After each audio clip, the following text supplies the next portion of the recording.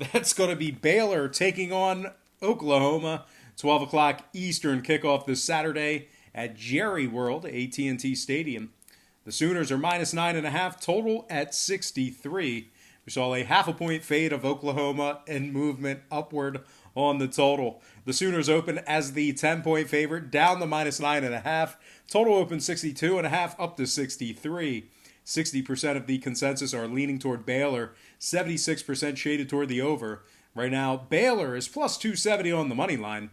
They're 11-1 straight up on the year, 8-4 against the spread in those 12 games. Of course, their only loss coming to Oklahoma just a couple weeks ago, and that was a game they should have easily won. They had the game just in hand at halftime and just put it in cruise control. Certainly a game they could have and should have won. Now they rank in the top 15 in scoring, top 20 in yards per play. Charlie Brewer, he's thrown for nearly 3,000 yards on the year, 20 touchdowns to just 6 interceptions.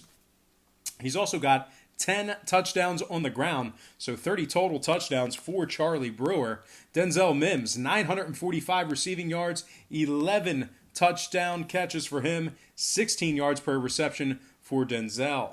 Now, Baylor ranks in the top 15 in points allowed, top 20 in yards allowed per play as well. James Lynch, 15.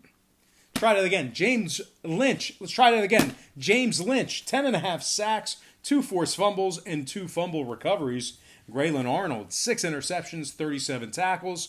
This Baylor team, they successfully covered the number against Texas, Oklahoma, and Oklahoma State. So, yes, they did successfully cover the number against the Sooners, although they lost the game outright. Now, speaking of the Sooners, they failed to cover the spread in 4 out of their last 5. They're also just 2-6 against the spread in their last 8. They failed to cover in 5 out of their last 7 away from home. This Oklahoma defense is allowing 25 points per game on average. They're also allowing 141 yards on the ground. They failed to cover against, like I said, this Baylor squad, but they also failed to cover against the likes of Iowa State, TCU, and Kansas. Now, total-wise, we're looking at an Oklahoma team who's 3-0 to the under in their last 3. They're also 5-2 to the under when traveling.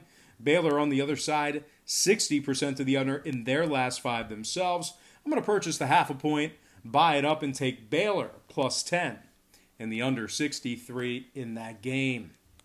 Next matchup, Cincinnati taking on Memphis. 3:30 Eastern kickoff in that game.